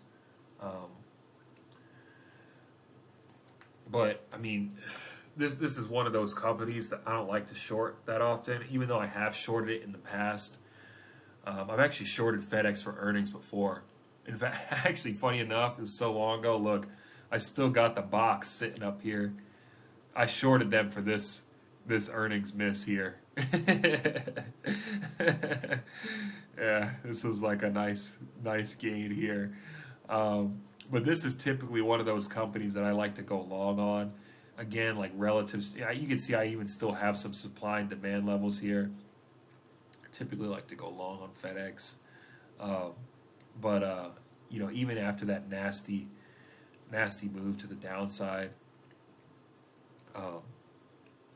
this is most likely going to make an upside move. Just something to note here on FedEx. Just looking at I want you to just look at this right here. Just look at this. The last, what is this, from 9/16? So 1 month. I want you to just look. This is a daily perspective. Look at how many red days there are versus green ones. Just right away, without analyzing anything else. Just look at how many red days there are versus green ones. You only got 1, 2, 3, 4, 5, 6, 7 days. So automatically, right? Yeah, automatically 2 to 1, long to short, just over the last month, right? You're already, or 3 to 1. Sorry, 3 to 1. So, you only got 1, 2, 3, 4, 5, 6, 7. Yeah, 7 days over the last 30 days, right? You got 21 green days, right? So, just something to examine right away. And, FedEx, like Amazon, like Apple, other strong companies. I mean, this is typically not one I like to short that often, even though obviously it's been trading down with the rest of the market, but still, this is most likely building a long position here, I would imagine. That's just an immediate observation. Now, looking at your chart there from a liquidity perspective, right, there's a huge gap in liquidity right here. So, like, if it were to break to the upside, what's that, 162 to the upside? Right, so like if it were to break, actually you see I got some alarms sitting here waiting for that to break. I got them sitting in there.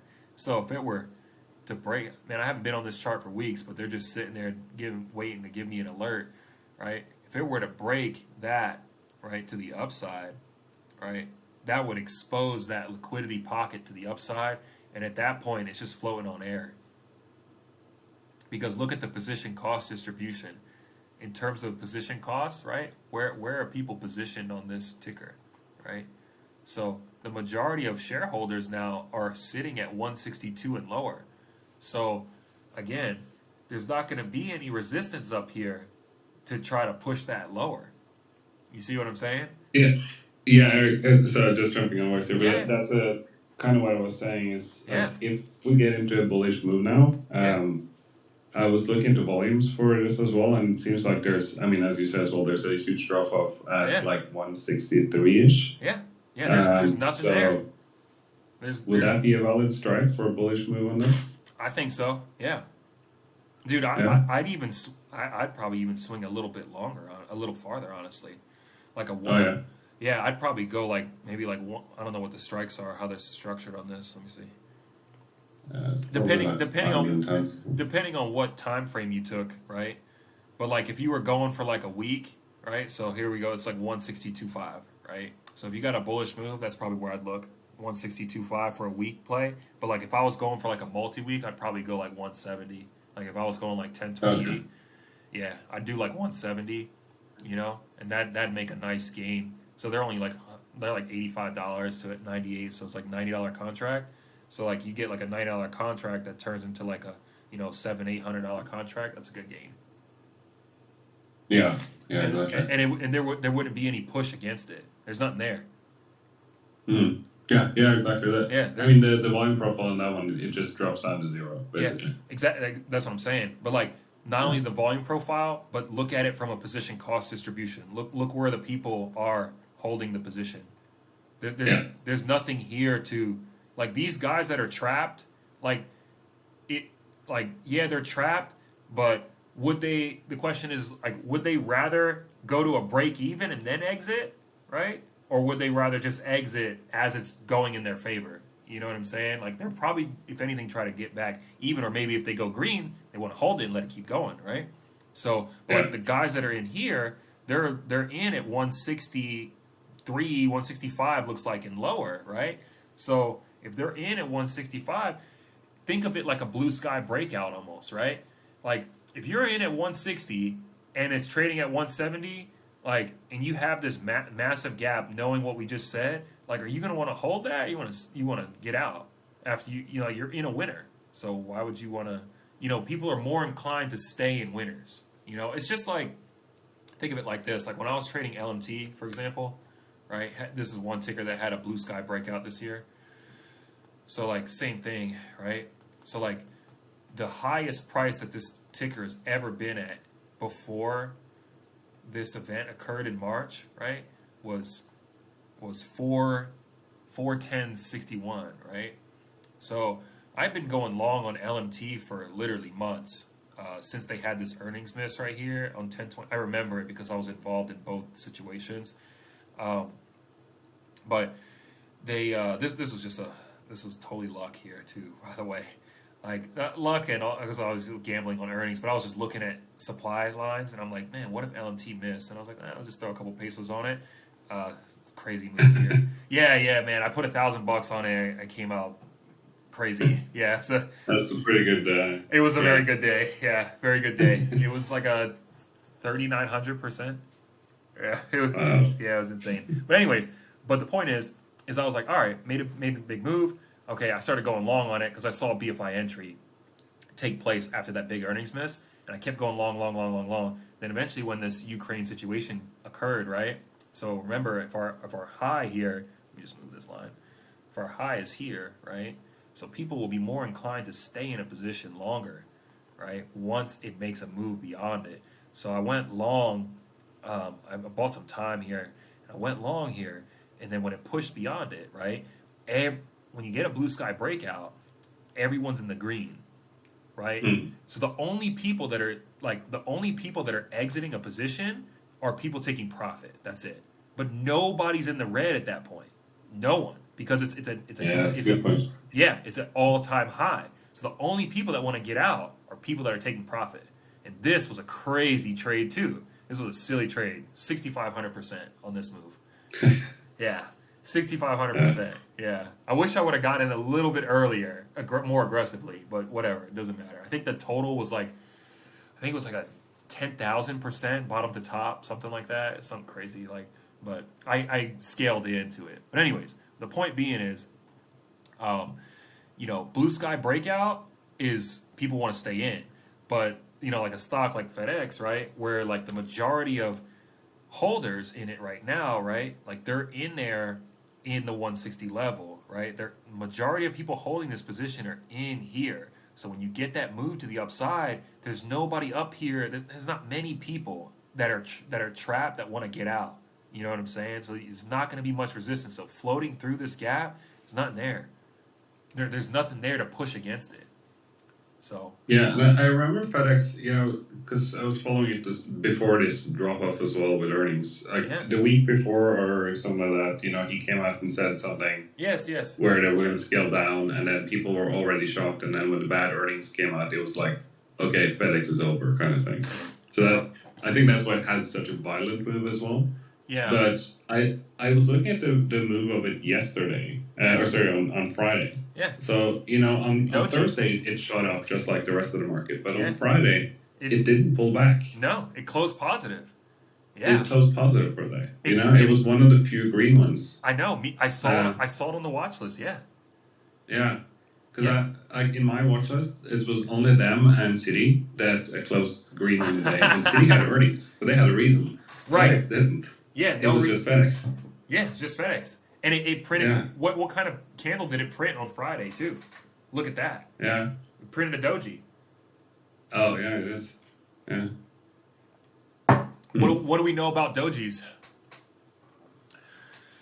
Well, something's about to happen. Exactly. Yeah, it's typically about to make a big move, right? Yeah. Because any selling pressure that was pushing against it, it was matched. It was matched with buying pressure. It didn't sell. Oh yeah, that's a good point. So it's not like a reversal doji. It's more like a because the market was bad that day. Right. It was still buying. Yeah. Right. It traded down but came back. Yeah. Yeah. It's strong. It's showing. It's a sign of relative strength. Like look how it traded. It wicked down and just came right back and just closed flat. So yeah, exactly. So from a strength perspective, it's relatively strong compared to the market. That's what I'm saying. Like this is a good long position. It's not a good short. It's not a good short position. This is one to go long on. Exactly. Yeah. And if you look at so I posted an image there in the chat. Yep. But that's the lines that I have there. Yep. And those two yellow ones there. It's been between those now for almost 2 weeks, right? A week and a half. Yeah, it's range bound. Yeah. Yeah. Yeah, because they're accumulating a position. So it seems like if it goes above that first yellow one, the top yellow one. Yeah. Let me just check what the number is on that. But it's 159.75. Yeah. It feels like that's where it's like okay, or 159.50 ish. That's where it's that means something's happening. Yeah. And feels like that would be the signal to me that okay, start building a position or something. Yeah, I think anything in this range right here, like these three price levels, like as I'm looking at it, 159.12, 160.66, and then up here at like 162, like this only just a small range, $3. You start getting a move push through this. You see I have an alarm already here. I have two alarms actually. You get a push through this. This will be a good trade. Let me show you something. Talking about earnings on FedEx. I shorted this last time for this, but also look what happened. Terrible earnings, right? Terrible earnings. Yeah. Good trade, ran it down, but look, it only ran down for like a couple weeks, and then it just came right back. Yeah. And this was on no news, by the way. This move here, like this, from 212 to what is this? 250, right? The $40 move. It just happened. When this guy printed right here, I went long. I just bought time and went long. That's it. Yeah. Even though I took the short, like I said, I like going long on FedEx. I think the company's strong, dude. It's FedEx. Like it's FedEx, bro. Yeah, bro. Like FedEx not going anywhere, man. Like that's That's not going No. anywhere. Yeah, FedEx gonna be here. FedEx, UPS, you know, they're gonna be here. I don't know about the post office though. But That's true. yeah, FedEx long Yeah. would definitely qualify as a high probability setup, Aaron. Yeah, for sure. Let's look on the weekly. Yeah. I mean, the interesting part as well is the volume. Like if I look at it on the weekly on the volume, right? Yeah. The volume. I mean, obviously the first week when you had a drop off was huge, right? But then the next week as well is really big, and the next 3 weeks Yeah. have been really big. Yeah. So there's obviously a lot of big movements, so big exchanges happening here. Absolutely. Absolutely. So Good. If you look at it on the weekly chart, yeah. But look at something here from an hourly perspective. yeah, You see this big volume spike here on the day of earnings? This right here. After Yeah. right in the first hour when everyone's panicking, look what happens to the price. It prints an hourly doji on yeah, exactly. It prints an hourly doji with 15 million shares exchanged. That's a lot for FedEx. Yeah. Look, FedEx only exchanges 175,000 on average. What do we think what do you think happened here? Yeah. That's a BFI entry. Yeah, BFI entry, Yeah. buying, defending, holding, They're buying. slowing down the move. They're buying it. They're buying the panic. So Yeah. honestly, That's 2.2. What is that? Yeah, it's $2.3 billion right, in that hour exactly. in FedEx. Yeah. Right. So where's BFI positioned long? They're positioned long from 150. Oh yeah, so that's going to be around there. 155 to 159. They're positioned Yeah. long. So Wait, that's exactly where I have my line, the yellow line. right, exactly. So BFI's long, man. They're long. And they seem like they drove it up because it gapped up on. This is quite interesting. On the 4th of October, it gapped up, right? Yeah. And it drove all the way up to that 159 mark. Yep. And then the next day, they started pushing it downwards again because they obviously weren't finished buying. No, they're buying, dude. Possibly. Dude, this Yeah. is And the then they just same. kept buying. Yeah, this is the same thing I've been saying all week about SPY and the whole market. Yo, Yeah. if they're not selling, they're buying. That's it. Like that. Exactly. Yeah, that's it, man. Only two 'Cause, options. there's not a third option. They don't sit on their hands. If they're not selling, they are buying. Yeah. That's it.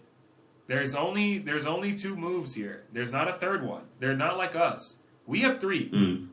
They don't have that option. They're always buying or selling. Always. All the time. They have to. It's part of their business. Yeah. They have to move the money around. So if they're not selling, they're buying. Notice how every time it falls underneath their entry, it just magnets right back to it.